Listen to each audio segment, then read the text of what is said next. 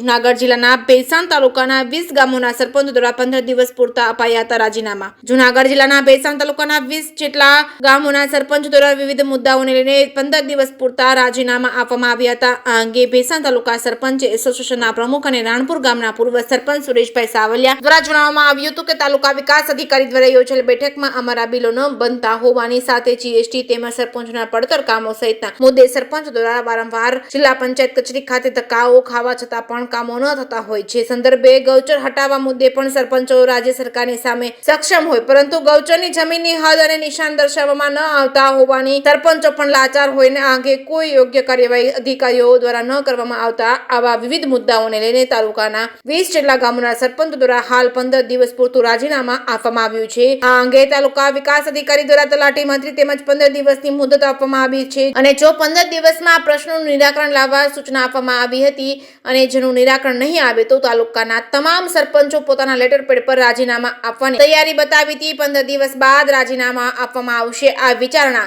દરમિયાન થોડી વાર માટે તલાટી મંત્રી અને સરપંચો વચ્ચે વાતાવરણ ગરમાયું હતું, તું મેમે જોવા મળી હતી। તાલુકા વિકાસ અધિકારી અને તાલુકા પંચાયતના પ્રમુખ દ્વારા સમજાવતા મામલો થાળે પડ્યો હતો। ભેસાણના ઇન્ચાર્જ તાલુકા વિકાસ અધિકારી હિતેશ વાઘેલા દ્વારા જણાવવામાં આવ્યું હતું કે તાલુકાના તલાટી મંત્રી અને સરપંચોને એક સંયુક્ત મીટિંગનું આયોજન કરવામાં આવ્યું છે જેમાં સરપંચોના વિવિધ પડતર પ્રશ્નો અને ગૌચરના પ્રશ્નોને રજૂઆતો છે, તેમની મુશ્કેલી અંગે ગૌચરના સર્વે નંબરો અને સરપંચ દ્વારા ગ્રામ પંચાયતમાં અલગ અલગ સમિતિઓ બનાવવા જણાવ્યું હતું। અંગે સરપંચોને કહેવામાં આવતા સરપંચોને ગૌચરમાં હદ અંગે દબાણો દૂર કરવા માટે માપણી કરી યોગ્ય કાર્યવાહી કરવામાં આવે તે માટે તલાટી મંત્રી પાસે કોઈ પણ ટેકનિકલ કર્મચારી ન હોય અને મુશ્કેલીઓ તલાટી મંત્રીઓને પણ સામનો કરવો પડી રહ્યો છે, જે બાબતે વહીવટી તંત્ર અને સરપંચોની સાથે હોવાનું પણ જણાવ્યું હતું। મોબાઈલ ટેકનિકલ સર્વિસ દ્વારા તેમજ અન્ય રીતે ગૌચરની જમીનની માપણી કરાવી યોગ્ય કરવાની ખાતરી આપવામાં આવી હતી, જ્યારે ગામ તળોમાં રહેલા દબાણ માટે પણ સરકાર દ્વારા યોગ્ય કાર્યવાહી કરવાની ખાતરી ઇન્ચાર્જ ટીડીઓ દ્વારા આપવામાં આવી હતી। આ ઉપરાંત જ્યાં સુધી પ્રશ્નો છે તલાટી મંત્રીઓને તે બાબતે તાલુકા વિકાસ અધિકારી દ્વારા જણાવવામાં આવ્યા હતા કે હાલ તલાટી મંત્રીઓની જૂનાગઢ જિલ્લામાં ઘટ છે,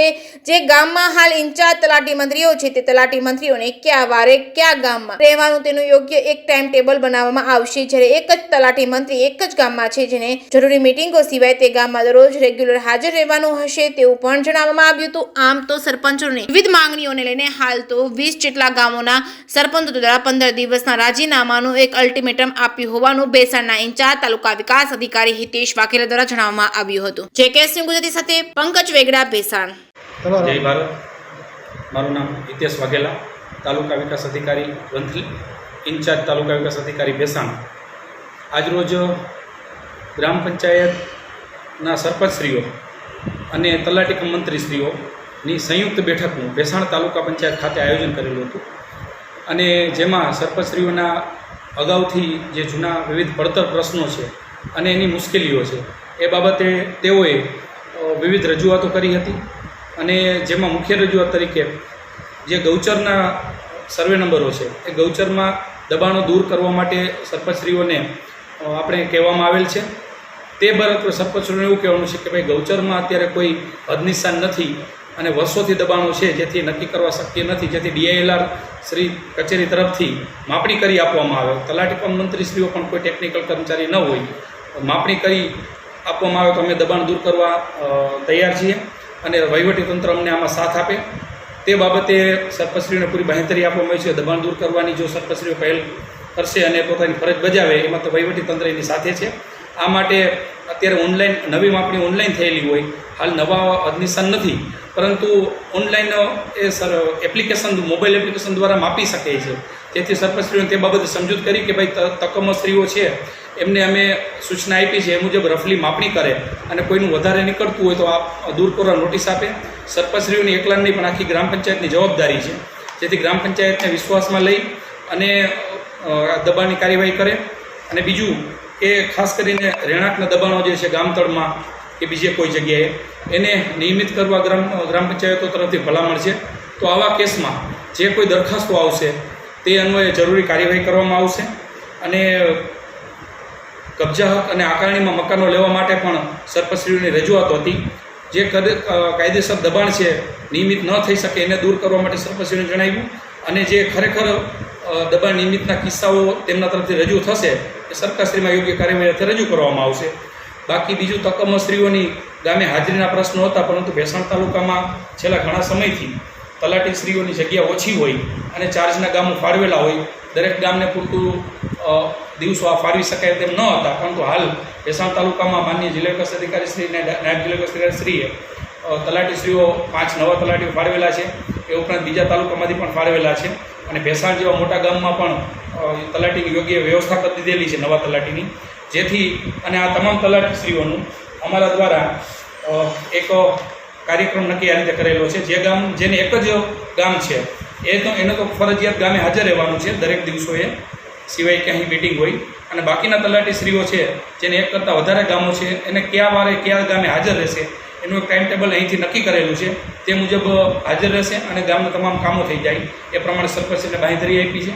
આ ઉપરાંત સરકારમાં જે ફાઇલોનું મૂવમેન્ટ થાય છે તેમાં સરપંચશ્રીઓને થોડું એવું હતું કે ભાઈ મેન્યુઅલ થાય તો ઝડપથી કામ પૂરું થાય, પરંતુ સરકારનું તંત્ર અમારા દ્વારા વ્યવસ્થિત સુદૃઢ કરવામાં આવ્યું છે અને લગત બાંધકામ શાખાને જ ફાઇલો મૂવમેન્ટની જવાબદારી અમે સોંપીએ છીએ, જેથી સરપંચશ્રીને ફાઇલો લઈને દોડાદોડી ન થાય, એમને કરવાની પણ ન હોય.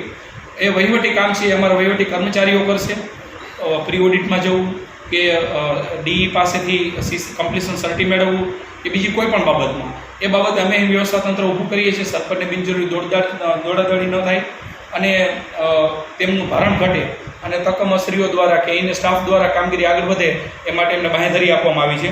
આમ છતાં સરપંચશ્રીઓએ પોતાનું એક આવેદનપત્ર આજ રજૂ કર્યું છે. એમાં આ બધી માહિતી એમને સરપંચશ્રીઓએ અમને ભલામણ કરી છે કે વિવિધ કામો થયા, આ અમારી માંગણીઓ સંતોષાઈ. જેમાં જેમ પોર્ટલની પણ માહિતી હતી અને જેમ પોર્ટલમાં સરપંચશ્રીઓના આઈડી થઈ ગયેલા છે, પરંતુ તલાટીશ્રીઓના આઈડી બનાવવાની પ્રોસેસ ચાલુમાં છે. એ થશે તો સરપંચશ્રીઓ પોતાની ત્યાંથી પંચાયત ખાતેથી ખરીદી કરી શકશે.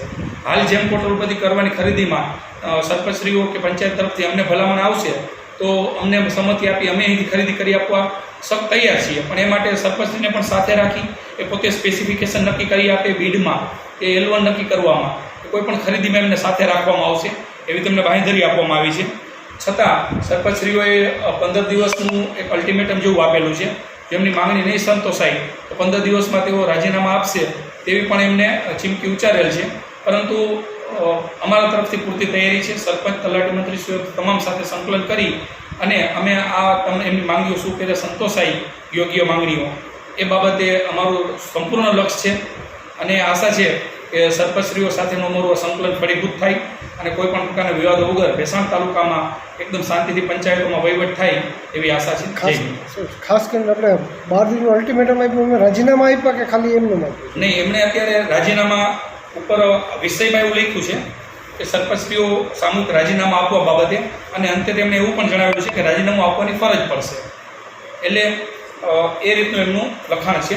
હું સુરેશભાઈ સાવલિયા, રાણપુર ગ્રામ પંચાયત સરપંચ અને ભેસાણ તાલુકા સરપંચ યુનિયનના પ્રમુખ, ઉપપ્રમુખ શ્રી મનુભાઈ, ઉપપ્રમુખ શ્રી જસકુભાઈ અને ભેસાણ તાલુકાના તમામ સરપંચો આજરોજ તાલુકા વિકાસ અધિકારી બેઠક યોજે, જેમાં જે અમારા સરપંચોના પડતર કામ અને બિલો નથી બનતા, GST મુદ્દે અને પ્રી ઓડિટમાં વારંવાર સરપંચો જિલ્લા પંચાયતના ધક્કા ખાતા હોય, એના સંદર્ભમાં આજ રોજ તાલુકા વિકાસ અધિકારી બેઠક બોલાવી. તેમાં અત્યારે હાલ તાલુકા પંચાયત કચેરીએ ભેસાણ તાલુકાના જેટલા સરપંચો હાજર હતા, અત્યારે હાલ રાજીનામા તાલુકા વિકાસ અધિકારીને અથવાત સુપ્રત કરી દીધા હોય. અને બીજી વાત કરીએ તો જે ગૌચર મુદ્દે જે ગૌચર હટાવવાની વાત ગુજરાત સરકાર કરી છે, એના માટે માલધારી સમાજે આવેદનપત્ર પણ આપ્યું છે અને ઉપવાસ માથે બેહવાની તંત્રને ધમકી આપી છે. તો એના માટે વહીવટી તંત્રને સાથે રાખી અને સરપંચો પેશકર્મી દૂર કરવા માટે સક્ષમ છે. પણ જ્યાં સુધી હદ અને નિશાન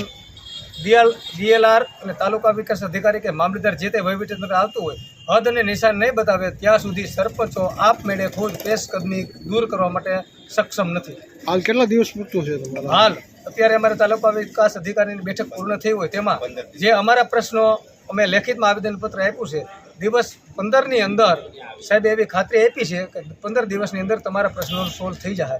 અને આ પ્રશ્ન 15 દિવસમાં તાલુકા વિકાસ અધિકારી સોલ્વ નહીં કરે તો અમે ભેસાણ તાલુકાના તમામ સરપંચો પોતાના લેટરપેડ ઉપર સ્વૈચ્છિક રાજીનામા આપી દેવાની 15 દિવસે આવેદન હતું કે રાજીનામા? રાજીનામું આપેલ છે. રાજીનામું અત્યારે સુપ્રત કરેલું છે, પણ તાલુકા વિકાસ અધિકારીને વિશ્વાસમાં નહીં લે એવી વાત કરવામાં આવી છે કે 15 દિવસમાં જો તમારો નિકાલ નહીં થાય તો ભેસાણ તાલુકાના તમામ સરપંચો પોતાના લેટર પેડ ઉપર સ્વૈચ્છિક રાજીનામું આપી દેશે. આ અગાઉ પણ તમે રાજીનામું આપવા તૈયાર હતા. જાણ કરવો